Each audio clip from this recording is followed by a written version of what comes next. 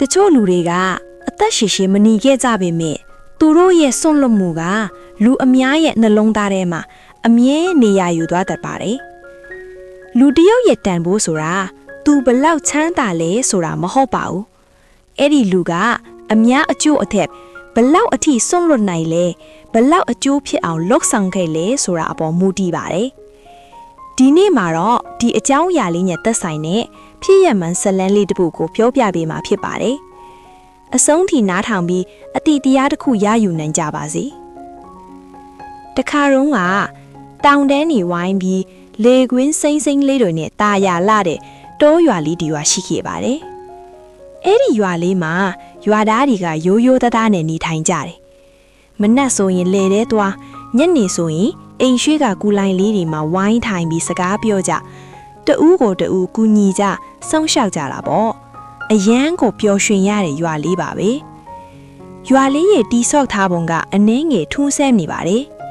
ရွာရဲ့မြောက်ဘက်မှာချင်းတွင်းမီကြီးရှိနေပြီးနောက်ကျောဘက်တောင်ဘက်မှာတော့မွန်မားတဲ့တောင်တန်းကြီးတွေရှိနေပါတယ်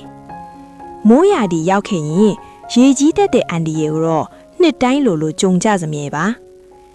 အဲ့ဒီရွာလေးကိုရောက်ရင်လူတွေအမြဲပြောတဲ့လူတယောက်အကြောင်းရှိပါတယ်သူကတော့မင်းခန်းဆိုတဲ့လူတယောက်အကြောင်းပါအဲ့ဒီရွာထဲမှာမင်းခန်းဆိုတဲ့လူငယ်လေးတယောက်ရှိခဲ့ဘူးပါတယ်မင်းခန်းဟာအသက်20ကျော်သားရှိပေမဲ့လူကြီးတွေကိုလေးစားတတ်တယ်ခလေးတွေကိုလည်းကူညီတတ်တယ်ရွာမှာဘသူကိုမဆိုအခက်ခဲရှိရင်အမြဲရှိဆုံးကဝင်ကူပေးတတ်တဲ့လူငယ်လေးပါရွာရဲ့တာရေးနာရေးပွဲတွေမှာလည်းသူကအမြဲပါဝင်ကူညီစမြဲပါရွာသားတွေကလည်းဒီကောင်လေးကအနာဂတ်မှာရွာကိုဥဆောင်နိုင်တဲ့လူကြီးတယောက်ဖြစ်မယ်ကောင်လေးပဲဆိုပြီးအားလုံးကချစ်ခင်ကြလေဒီနေ့မှာတော့မိုးရာသီရဲ့နောက်ဆုံးလတွေကတရက်မှာတောင်ပေါ်ကရေတွေတရက်ထက်တရက်ပိုပြီးစီးဆင်းလာခဲ့လေရွာဘေးမှာရှိတဲ့မြစ်ကလည်းတဖြည်းဖြည်းရေတက်လာနေတယ်ရွာသူရွာသားတွေကတော့မိုးရာသီဆိုတော့ဒီလိုပဲဖြစ်တတ်ပါတယ်ဆိုပြီးအစကအလေးမထကြဘူးဒါပေမဲ့ညနေပိုင်းရောက်လာတော့တောင်ပေါ်ကမိုးတဲတန်စွာထက်ရွာကြလာပြီးမြေရေကရုတ်တရက်ဆိုသလိုအယမ်းတက်လာတယ်ရေစည်းကလည်းအယမ်းပြင်းလာတယ်အဖြစ်ပြက်ကမြန်ဆန်လွန်းတော့ရွာသားတွေလည်းပြာရခတ်ကုန်တယ်တာမန်ပဲထင်ထားတဲ့အချိန်တရွာလုံးရေဖုံးလွှမ်းမဲ့အခြေအနေဖြစ်လာတယ်ရွာကအိမ်တချို့ကရေဝင်လာမဲ့အခြေအနေဖြစ်လာတယ်လူတွေကစိုးရိမ်ပြီးကလေးတွေကိုကောက်ချီပစ္စည်းတွေကိုသိမ်းစီအကုန်လုံးရုပ်တဲတဲ့ဖြစ်နေကြတယ်အဲ့ဒီအချိန်မှာမင်းခန့်ကမြေဘက်ကိုသွားကြည့်လိုက်ပြီးအခုလိုတွေးလိုက်တယ်မြစ်ရေကထပ်တိုးလာမဲ့သဘောပဲတောင်ပေါ်ကရေတွေခပ်ပြင်းပြင်းဆဲလာနေတယ်အဲ့ဒီအချိန်မှာပဲမင်းခန့်ကတခုကိုတတိထားမိသွားတယ်မြစ်ရဲ့အပေါ်ဘက်မှာရေကိုထိန်းထားတဲ့တင်မားတန်းဟောင်းကိုရှိတယ်အဲ့ဒီတန်းကြီးကအခုတော့ရေဖီအားကြောင့်ပြိုကျတော့မယ့်အခြေအနေဖြစ်နေ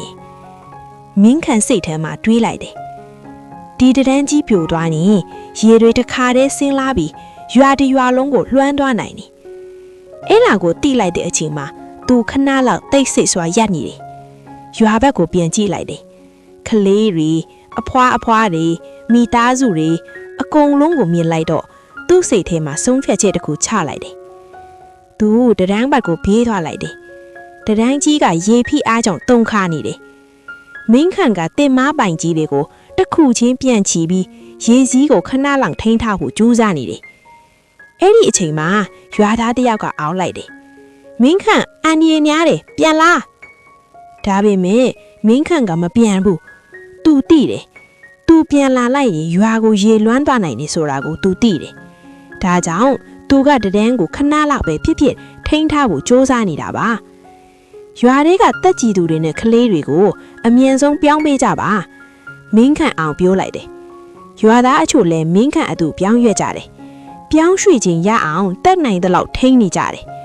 အချိန်လေးမိုးမောင်ကြပြီးမှောင်မဲနေတဲ့အချိန်နောက်ဆုံးမှာတော့တရန်းကြီးကကွမ်းဆိုတဲ့အတန်းနဲ့ပြိုကျသွားတယ်ရေတွေကအယမ်းပြင်းထန်စွာဆင်းလာတယ်ဒါပေမဲ့မင်းခန့်တို့စူးစမ်းထားတဲ့အချိန်လေးကြောင့်ရွာသားတွေအကုန်လုံးမြင့်တဲ့နေရာတွေကိုအချိန်မီပြေးနိုင်ခဲ့ကြတယ်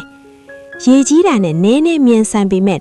အိမ်တချို့ပျက်စီးရတော့လာရှိခဲ့ပြီး ရွာသားတွေအများစုလွတ်မြောက်ခဲ့ကြတယ်။ဒါပေမဲ့ရေစည်းအားနဲ့ပါသွားတဲ့မင်းခန့်ကိုတော့ဘယ်သူမှပြန်မတွေ့တော့ပါဘူး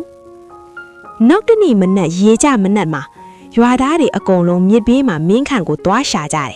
။မြစ်ဘေးရဲ့အမှိုက်တွေထဲမှာမင်းခန့်ကိုရှာတွေ့ခဲ့ကြတယ်။ဒါပေမဲ့မင်းခန့်ဟာအသက်ရှင်လျက်မရှိတော့ပါဘူး။ရွာအသက်ဆွန့်လွတ်ခဲ့တဲ့မင်းခန့်ကိုတတိယပြီး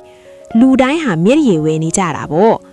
တရွာလုံးနှမျိုးသက်ခေးရတာပေါ့။ရွာလေးကလည်းမင်းခန့်အတွက်ရွာထိပ်မှာတင်မားနီးတပင်စိုက်ပြူခဲ့ကြပါတယ်။ဒီနေ့ထိလည်းအဲ့ဒီရွာကိုသွားရင်မင်းခန့်အသက်ရီစူးစိုက်ပြိုးထားတဲ့တင်မားလေးကိုတွေ့ကြရမှာပါ။ရွာကလူကြီးတွေလည်းအခုလိုဖြစ်ရတာကတဘာဝတဲကိုရင်းဆိုင်ဖို့ကြိုးတင်ပြင်ဆင်ထားခြင်းမရှိတဲ့အသက်ဆိုတာကိုသိလိုက်ရပါတယ်။နောက်တစ်ချိန်အခုလိုမဖြစ်ရအောင်ကြိုးတင်ပြင်ဆင်ထားခြင်းရရင်လူကြီးတွေကကလေးတွေကိုဒီလိုအမြဲပြောပြကြတယ်။လူတယောက်ရဲ့တန်ဖိုးဆိုတာသူဘလောက်ချမ်းသာလဲဆိုတာမဟုတ်ပါဘူး။အဲ့ဒီလူကအညာအကျိုးအတွက်ဘလောက်အထိဆွတ်လွတ်နိုင်လဲဘလောက်အကျိုးထိအောင်လှုပ်ဆောင်ခဲ့လဲဆိုတာအပေါ်မူတည်ပါတယ်။မြင်းခန့်လိုလူငယ်တယောက်ရဲ့ရဲရင်မှုနဲ့ဆွတ်လွတ်မှုကြောင့်ငါတို့တရွာလုံးအသက်ရှင်နိုင်ခဲ့တာဖြစ်တယ်။ငါတို့တရွာလုံးကိုမြင်းခန့်ကကယ်လိုက်တာပဲလို့အခုချိန်ထိအမှတ်တရတန်းတာနေကြမြဲဖြစ်ပါတယ်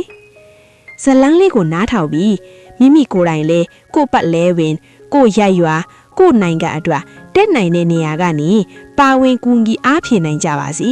။အများအကျိုးအတွက်တဲပိုးနိုင်အောင်စ조사ရမှာဖြစ်ပါတယ်။အမြင်လေးတွေကိုလည်းကိုးမှန်မှာပြောပေးသွားလို့ရပါတယ်ရှင်။ပြုံပြလေးတွေကိုနားထောင်ရတာနှစ်သက်တယ်ဆိုရင်ကျမတို့ရဲ့မြန်မာ Story Channel လေးကို Subscribe လုပ်ပေးခဲ့ကြပါအောင်ရှင်။